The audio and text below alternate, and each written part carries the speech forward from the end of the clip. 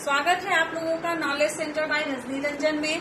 अब जैसा कि आप लोग हम लोग चर्चा कर रहे थे, पर्सनालिटी की चर्चा कर रहे थे और अब आप लोग का एग्जाम भी बहुत ही नजदीक आ गया है, तो बहुत ही जी जान से आप लोग मेहनत कीजिए, रिवीजन कीजिए। तो उसमें हम लोग पिछले क्लास में देखे कि असेसमेंट ऑफ पर्सनालिटी, जो जाने की असेसमेंट ऑफ पर्सनालिटी क्या है और कितने टाइप्स के होते हैं। तो टाइप्स में हम लोग देखे कि नॉन प्रोजेक्टिव और प्रोजेक्टिव। नॉन प्रोजेक्टिव को भी हम लोग दो पार्ट में बांट दिए, सब्जेक्टिव और ऑब्जेक्टिव। तो क्या होता है नॉन प्रोजेक्टिव, प्रोजेक्टिव, सब्जेक्टिव क्या होता है, ऑब्जेक्टिव क्या होता है, वो सब तो हम लोग चर्चा कर लिए, वो हम लोग जान गए। तो आज हम लोग बात करते हैं कि सब्जेक्टिव मेथड। तो सब्जेक्टिव मेथड में सबसे पहले हम क्या बताए थे, ऑब्जर्वेशन मेथड, यानी कि अवलोकन विधि। तो अवलोकन विधि जो है, इसमें व्यक्ति के व्यवहार का अवलोकन होता है। इसमें जो होता है मापन करता, यानी कि मान लीजिए कि मैं किसी सामने वाले स्टूडेंट, किसी एक स्टूडेंट का अगर मुझे व्यवहार का अवलोकन करना, ऑब्जर्व करना है, तो मैं हो गई मापन करता। और जो सामने वाला जो हमारा स्टूडेंट जो रहा, जिसका मैं ऑब्जर्व कर रही हूँ, वो हो गया प्रयोज्य। तो मापन करता जो प्रयोज्य के व्यवहार का अवलोकन करता है, तो वो ऑब्जर्वेशन में आता है, तो उसके पूरी तरह से व्यवहार को देखता है। अब उस व्यवहार को देखने में उसका सबसे ज्यादा फोकस मापनकर्ता का किस बात पे रहता है, उस प्रयोज्य के व्यक्तित्व के लक्षणों की पहचान करने में कि इस व्यक्ति में क्या क्या लक्षण है व्यवहार के। गुस्सा ज्यादा आता है, नम्र स्वभाव का है, स्नेहशील है, सहयोगपूर्ण है, इस प्रकार के कई लक्षणों की वो पहचान करता है कि प्रयोज्य में कौन कौन से लक्षण हैं। अब वो लक्षणों की पहचान करने के बाद उसको मात्रा का निर्धारण करता है कि वो किस मात्रा में आता है। अगर मान लीजिए कि कहा जाए कि हम यहाँ बात करें गुस्सा की, तो हम कह सकते हैं कि हाँ प्रयोज्य, मान लीजिए मेरा प्रयोज्य राम है, तो कि राम गुस्सा का जो गुस्सा है उसके अंदर बहुत ही सामान्य है। लेकिन ये भी कह सकते हैं कि राम बहुत दयालुपन में बहुत ही ज्यादा दयालु है। तो वो मात्रा दे रहे हैं क्या, सामान्य, अधिक, कम, निम्न, इस तरह से उसके लक्षण को पहचान करके एक मात्रा दे रहे हैं कि अधिक है कि कम है कि सामान्य है कि निम्न है। और इसमें जो मापन करता होता है, किसी भी कोई उपकरण, किसी भी टूल्स का उपयोग नहीं करता, क्योंकि ये तो प्रत्यक्ष है, डायरेक्ट है। वो सामने जैसा देखता है उसके व्यवहार को, उस व्यवहार में उसको जो जो लक्षण दिखते हैं, इस तरह से वो ऑब्जर्वेशन करके उसके पर्सनालिटी को असेस करता है। अब जब प्रत्यक्ष है, उसकी पर्सनालिटी को अवलोकन करके कर रहा है, तो जाहिर सी बात है इसमें समय क्या है, बहुत ही ज्यादा लगेगा। अब बहुत ही ज्यादा समय लगने के साथ साथ हो सकता है कि मापनकर्ता और प्रयोज्य के बीच का जो रिलेशन, संबंध है, वो भी कहीं ना कहीं रिजल्ट को प्रभावित करेगा। अगर दोनों के बीच का संबंध कटु रहेगा, तो हो सकता है वो रिजल्ट बनाने में पूरी तरह से न्याय संगत न कर पाए, तर्क न कर पाए। अगर दोनों का संबंध बहुत अच्छा रहेगा, तो जब देखेगा कि उसकी पर्सनालिटी में निगेटिविटी ज्यादा आ रही है, पॉजिटिविटी कम आ रही है, तो हो सकता है उसमें भी वो फेरबदल करे, जिस कारण ये क्या हो गया, कम विश्वसनीय हो गया।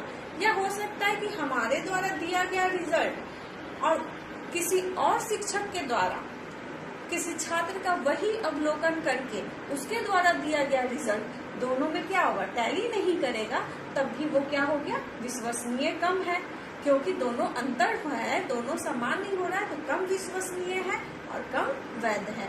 तो ये हो गया ऑब्जर्वेशन मेथड।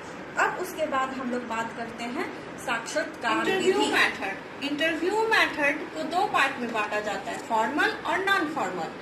फॉर्मल हो गया कि अगर हम कहीं अपने मतलब एक ये ऑफिशियल रूप में अपने जॉब के लिए, कहीं शिक्षा जगत में एडमिशन के लिए जो एक औपचारिक रूप में देते हैं, तो वो हो जाता है औपचारिक, जिसमें एक आंकड़ा डाटा बना रहता है कि क्या क्या प्रश्न पूछा जाए और विषय वस्तु भी उससे जुड़ा रहता है। नॉन फॉर्मल होता है जैसे कि हम मान लीजिए कि अपने घर के लिए मेड, ड्राइवर, ये जो है ऑफिशियल रूप से नहीं होता है, इसका कोई हम मतलब आवेदन नहीं निकालते, पत्र नहीं निकालते, लेटर नहीं निकालते, और इसमें ये प्रश्न का हम एक तय नहीं किए लेते हैं कि क्या क्या प्रश्न पूछा जाए। तो ये हमारा हो जाता है नॉन फॉर्मल इंटरव्यू। अब हम लोग जानते हैं कि इंटरव्यू मेथड में क्या क्या होता है। तो पहला होता है कि इसमें मापनकर्ता और प्रयोजक दोनों आमने सामने बैठे होते हैं। जो माप रहा है, जो जान रहा है, जो प्रश्न करेगा, उस प्रश्न के आधार पर जो उसको अंक देगा, जो ग्रेड देगा या जो मात्रा देगा वो, और जो सामने बैठकर उन प्रश्नों का उत्तर दे रहा है प्रयोजक, दोनों आमने सामने बैठे रहते हैं। आमने सामने बैठे रहने के कारण एक समय में हम एक व्यक्ति का ही इंटरव्यू ले सकते हैं, जिस कारण इसमें क्या है, समय ज्यादा लग जाता है। और इसका भी रिजल्ट जो होता है पूरी तरह से ना विश्वसनीय ना वैध हो पाता है, क्योंकि इंटरव्यू में होता क्या है कि सामने वाला प्रश्न का उत्तर जो दे रहा है वो उस समय तत्काल जो उसके मन मस्तिष्क में जो जैसा आ रहा है रिप्लाई देने का, उस अनुसार से वो उत्तर दे रहा है। इंटरव्यू का साक्षात्कार विधि का हम लोग उपयोग करते हैं लक्षणों को पहचानने में, उसके सेल्फ कॉन्फिडेंस को, उसका कितना आत्मविश्वास है, उसका व्यक्त करने का शैली क्या है, अभिव्यक्ति को देखते हैं कि किस तरह से किसी भी तर्क वितर्क करके अपने तथ्यों को वो सबके सामने प्रस्तुत करके सबको उसके अनुसार वो कर सकता है, सहमत प्रदान कर सकता है। और फिर इंटरव्यू में हम वैसे व्यक्तियों का भी इंटरव्यू के द्वारा, इस मेथड के द्वारा किसी भी व्यक्ति के व्यक्तित्व का पहचान करते हैं। मान लीजिए कोई समस्या है, किसी समस्या से वो ग्रसित है, अवसाद से ग्रसित है, तो वो इंटरव्यू के माध्यम से कई तरह के प्रश्न करते करते करते करते उसके निजी समस्याओं तक हम लोग जाने का प्रयास करते हैं। ज्यादातर ये जो समस्या और निर्देशन परामर्श की बात होती है, कोई अवसाद की बात होती है, तो एक मनोचिकित्सक इस विधि से किसी भी जो किसी परिस्थिति से जूझ रहा है उसकी समस्या का समाधान बहुत अच्छे रूप से कर सकते हैं। अब साक्षात्कार विधि के बाद हमारा आता है प्रश्नावली विधि, क्वेश्चनायर मेथड। क्वेश्चनायर जैसा कि नाम से ही आप देख रहे हैं, इसमें प्रश्न उत्तर होता है, जिस कारण इसका जब सूची बनता है तो इसे हम परिसूची विधि भी कहते हैं। इन्वेंटरी मेथड भी इसे कहा जाता है। कौन सा मेथड कहा जाता है? Inventory method. इसमें क्या होता है कि जो भी हम परीक्षा के द्वारा किसी के व्यक्तित्व का हम आकलन करते हैं तो वो लिखित और फॉर्मल होता है, अर्थात ये योजनाबद्ध होता है। एक योजना बनाना होता है कि किस उद्देश्य से हम किसी के व्यक्तित्व का हम आकलन करने वाले हैं, और वो लिखित रूप से होता है। इसमें मापनकर्ता एक प्रश्न प्रकार की सूची बनाता है और वो प्रयोज्य को देता है। प्रयोज्य उस प्रश्न की सूची के अनुसार उत्तर देता है, और एक उत्तर का पूरा रिजल्ट की सूची मापनकर्ता के पास रहता है। अब फिर दोनों का जब टैली किया जाता है तो उसके आधार पर किसी भी व्यक्ति के व्यक्तित्व का हम आकलन करते हैं। इसमें व्यक्तित्व के विभिन्न एस्पेक्ट्स को देखा जाता है, विभिन्न पहलुओं को ध्यान में रखा जाता है कि उसकी बुद्धि कितनी है, उसकी अभिक्षमता कितनी है, उसका इमोशन कितना है, वो कितना सामाजिक है, वो वैल्यू कितनी, मतलब अपने वैल्यू कितना देता है, उसका मूल्य की उसके अनुसार से उसके नजरिए में क्या है, इस बात को वो कितना ज्यादा वो ध्यान से सुनता है। इस विधि के द्वारा अनेक लक्षणों को देखते हुए हम ये भी देखते हैं कि वो व्यक्ति कितना इंट्रोवर्ट है और कितना एक्सट्रोवर्ट है, अर्थात विभिन्न तरह के लक्षणों का पता हम क्वेश्चनायर विधि से लगा सकते हैं। तो क्वेश्चनायर विधि को हम 4 भागों में बांटते हैं: closed, open, pictorial, mix. Closed जैसा कि नाम से है, क्लोज्ड यानी कि बंद, तो इसमें कोई ऑप्शन नहीं होता आपके पास। अगर कोई भी प्रश्न, मान लीजिए कि हम प्रश्न करते हैं कि अभी अचानक आप भूकंप आ जाए तो आप क्या करेंगे, भागेंगे या वहीं रहेंगे? तो अब उसके पास बस ऑप्शन 2 ही है, भागना या रहना। अब उसी में उसे जो सही लगेगा उस पे वो टिक करेगा। हाँ ना का जो हम लोग आंसर देखते हैं एग्जाम वगैरह में, या सही गलत का जो निशान लगाना होता है, या सत्य असत्य जो लिखना होता है, ट्रू एंड फॉल्स, ये हमारा क्लोज्ड क्वेश्चनायर के अंतर्गत आता है। अब ओपन में होता है कि एक प्रश्न का उत्तर आपको देना होता है, उसमें आप पूर्ण विचार को आप लिख देते हैं। पूर्ण विचार अपना बता देते हैं। अब जैसे कि मान लीजिए कि आपसे पूछा जाए कि अभी के समय में वर्तमान परिप्रेक्ष्य को ध्यान में रख के कि अगर आपके आसपास के समाज में किसी व्यक्ति को कोरोना हो जाता है तो आप क्या करेंगे। तो इसमें आप किसी जो प्रयोज्य है उसके अंदर जो भाव जो विचार आएगा वो पूर्ण रूप से लिख देगा कि वो सहायता करेगा, कि डॉक्टर के पास ले जाएगा और क्या क्या करेगा, सारा वो पूर्ण विचार उसके अंतर्गत लिख देगा। तो वो ओपन हो गया। पिक्टोरियल, जैसा कि हम एक एग्जाम्पल आप लोग को बता रहे हैं यहाँ, पिक्टोरियल में देखिए कि एक पिक्चर रहता है, फिर रहता है कि नेक्स्ट क्या होगा, अगला क्या होगा। इस तरह के प्रश्न ज्यादातर आप लोग के प्रतियोगिता के परीक्षाओं में वगैरह में रहते हैं। अब जैसे कि यहाँ देख रहे हैं आपके ये 4 इसमें भुजा है और इसमें क्या है 5 भुजा है, तो नेक्स्ट क्या होगा। तो इस तरह से पिक्टोरियल क्वेश्चन आयर होता है। मिक्स्ड जैसा कि नाम से है मिश्रित, तो इसमें ऊपर के 2, 3 या सारे तीनों को मिलाकर जो एक क्वेश्चन आयर तैयार होगा वो मिक्स्ड क्वेश्चन आयर के अंतर्गत में आ जाएगा, जिसमें कुछ प्रश्नों का उत्तर हाँ ना में देना होगा, कुछ प्रश्नों का उत्तर हम अपने विचार में देंगे, एसे टाइप में देंगे, कुछ प्रश्नों का उत्तर हम पिक्टोरियल टाइप में देंगे। तो ये हमारा हो गया क्वेश्चन आयर। अब क्वेश्चन आयर के बाद हम आते हैं केस हिस्ट्री मेथड की ओर।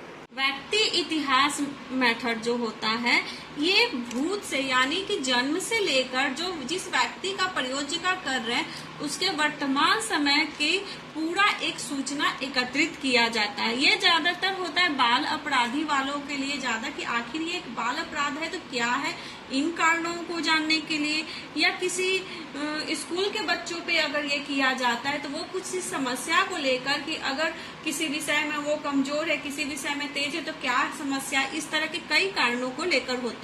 व्यक्ति इतिहास विधि में जो हम एक डाटा सूचना एकत्रित करते हैं वो उसमें निम्नलिखित बातों का ध्यान रखते हैं जो इस प्रकार है।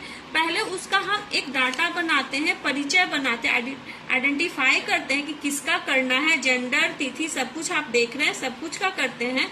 फिर प्रॉब्लम को देखते हैं कि वो किस किस प्रॉब्लम पे हमें करना है। फिर उसका जन्म संबंधी हम जानकारी इकट्ठा करते हैं, इंफॉर्मेशन करते हैं, कब जन्म हुआ, उस समय माता का क्या हेल्थ था, पिता बालक का क्या हेल्थ है, बालक को किसी तरह का कोई दुर्घटना तो नहीं हो गया। फिर उसके बाद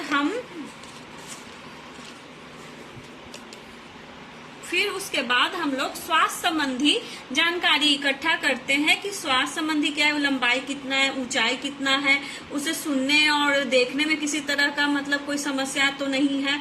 फिर उसका तो उसका परिवार संबंधी जानकारी को इकट्ठा करते हैं, परिवार संबंधी जानकारी में इकट्ठा करते माता है कि नहीं, पिता है कि नहीं, पिता का क्या नाम है, वो कहाँ तक पढ़े लिखे, उनका व्यवसाय क्या है, परिवार की संख्या, आयु, सब कुछ मतलब पूरा एक परिवार संबंधी जानकारी हम इकट्ठा करते हैं। फिर उसके बाद हम इकट्ठा करते हैं उसके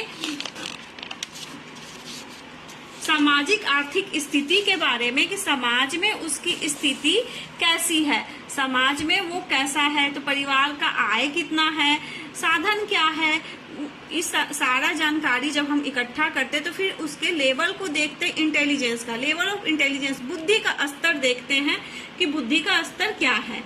फिर बुद्धि का स्तर देखने के बाद हम लोग उसके क्रिएटिविटी के स्तर को भी देखते हैं कि उसका सृजनात्मकता का स्तर क्या है। फिर लास्ट नहीं, अभी 7 नंबर पे फिर हम उसके एजुकेशनल रिकॉर्ड को देखते हैं कि उसका, अगर हम किसी विद्यालय के बच्चे का कर रहे हैं तो एजुकेशनल रिकॉर्ड को देखते हैं कि उसका एजुकेशन रिकॉर्ड क्या है, तो पिछले 3 वर्ष का उठाते हैं। फिर उसके बाद हम पाठ्य सहगामी क्रियाओं के बारे में पता करते हैं कि वो पाठ्य सहगामी क्रियाओं में कितना एक्टिव है, कितना एक्टिव नहीं है, वो क्या करता है, उसे इंटरेस्ट है कि नहीं।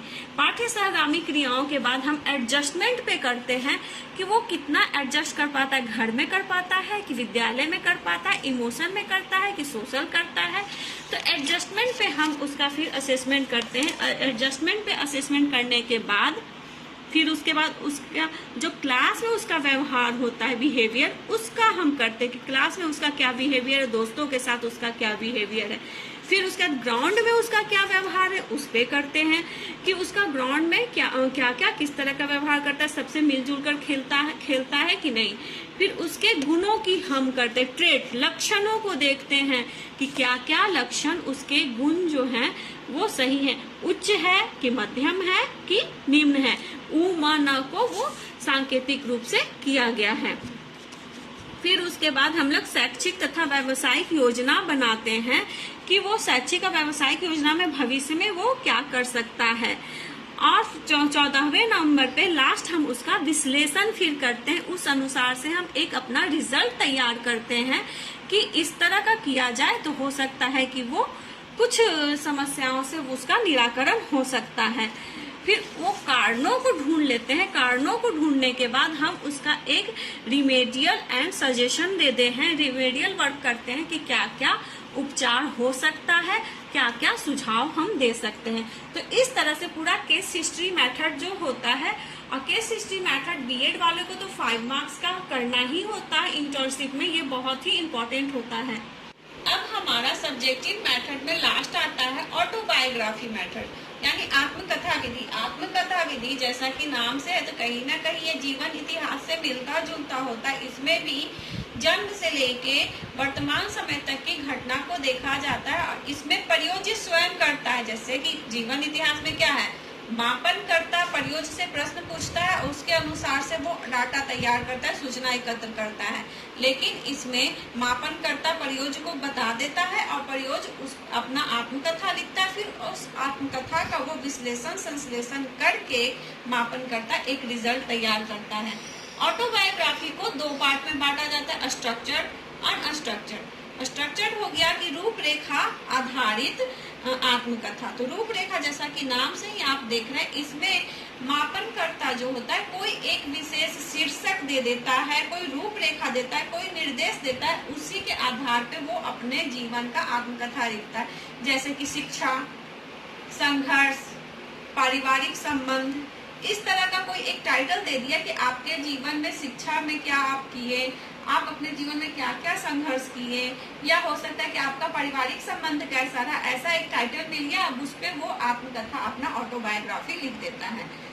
अनस्ट्रक्चर्ड में जो होता है इसमें कोई रूपरेखा नहीं होता, अर्थात इसमें कोई शीर्षक नहीं होता, कोई निर्देश नहीं होता। प्रयोज्य जो होता है पूरी तरह से स्वतंत्र होता है अपनी आत्मकथा को लिखने में, और जो भी वो चाहे इसमें अपना लिख सकता है। अगर उसकी इच्छा हो कि शिक्षा को ना लिखे, वो केवल संबंध पे बात करे, रिलेशन पे बात करे, तो पारिवारिक संबंध को लिख सकता है, सामाजिक संबंध पे लिख सकता है। पूरी तरह से वो स्वतंत्र होता है लिखने में। और पूरी तरह से स्वतंत्र होने के कारण आत्मकथा विधि में अगर प्रयोज्य एक बार जो लिख दिया उसको वो दोबारा सुधार नहीं सकता, काट नहीं सकता, इसकी इजाजत नहीं होती।